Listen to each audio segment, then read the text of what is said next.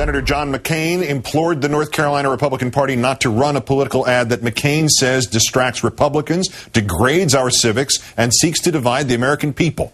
Our third story tonight, the state Republicans' response to McCain, "You are who again?" I'm paraphrasing. McCain's email to the state party called the ad offensive, a sentiment echoed by the Republican National Committee, also asking the North Carolina GOP not to run the ad, calling it not appropriate. At least those are their in-public, on-the-record positions. The ad itself, set to air Monday statewide, hits two local Democratic candidates for having endorsed Barack Obama, criticizing their ties to Obama because of his ties to his ex-pastor.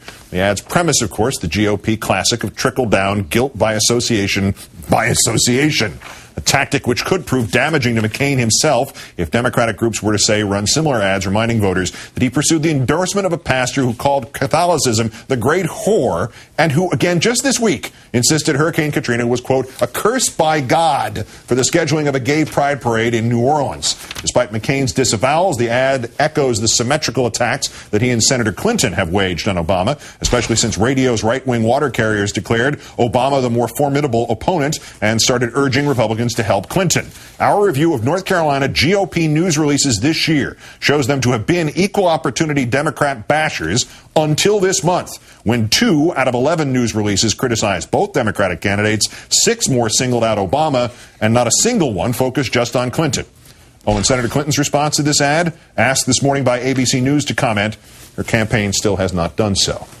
I'm joined now by MSNBC political analyst Rachel Maddow, whose own show airs weeknights on Air America Radio.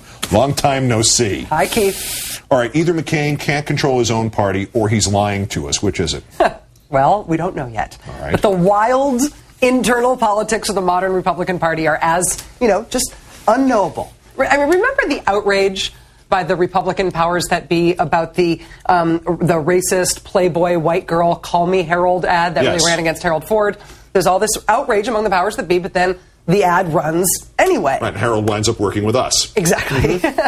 I applaud John McCain. I applaud the National Republican Party for saying this ad shouldn't run. I would applaud a lot harder if the ad actually didn't run. Right. If the North Carolina GOP actually felt real pressure or even real threats from their national party and their national party's leader that they ought not do this. Apparently, they don't feel threatened. Right. I mean, the Democrats, when the state parties put the votes too early in Florida and Michigan, went, screw you. We're not going to seat your delegates. And that's right. Even though the consequences could have been what they turned out to be, and these guys won't do this. I mean, we will come back. We will have a segment on Monday applauding them if they make this ad go away. Yeah.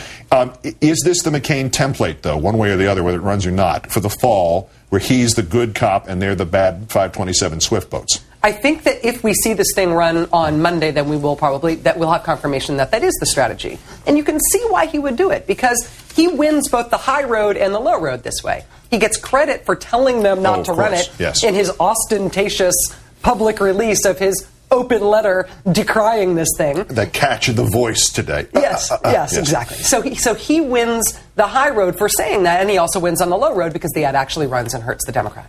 Could all this, however, backfire, signaling the superdelegates that there must be a reason that comedian Rush Limbaugh and so on are so afraid of Obama? There's an email just tonight from Rick Davis, the chairman of the McCain campaign, that is this 30-paragraph long pumping of Hillary Clinton's candidacy and how much stronger she is than Obama, and all this, every statistic that could be gleaned from last night's results in Pennsylvania, sent out by the chairman of the Republican Party as to why the Democrats should not.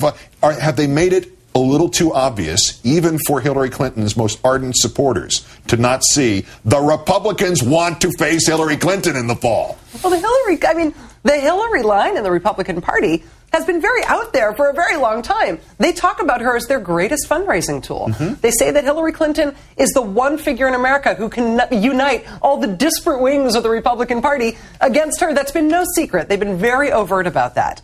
Now, Hillary Clinton also knows that, and she's smart, and she's a good politician, and she's tried to parry that by saying, you know what, they'll say bad things about me, but imagine what they'll say about Barack Obama. Her whole campaign against Obama is, what might the Republicans say against him? Now, does this issue with the North Carolina GOP today weirdly end up helping Obama then?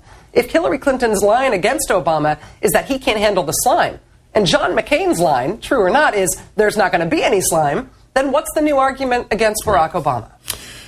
Senator Clinton and an argument against her in this. I know moral high ground is not at the forefront right now of the candidacy, but just in case she wins the nomination, could she not then be victimized by a bizarre ad of her own that says, Hillary Clinton didn't even stick up for a fellow Democrat against racist smears. What makes you think she'll stick up for you? Yeah. I mean, especially if we're talking about Democratic voters. Yeah. The fact that John McCain would decry this ad and Hillary Clinton would not raises an important question for Hillary Clinton's campaign.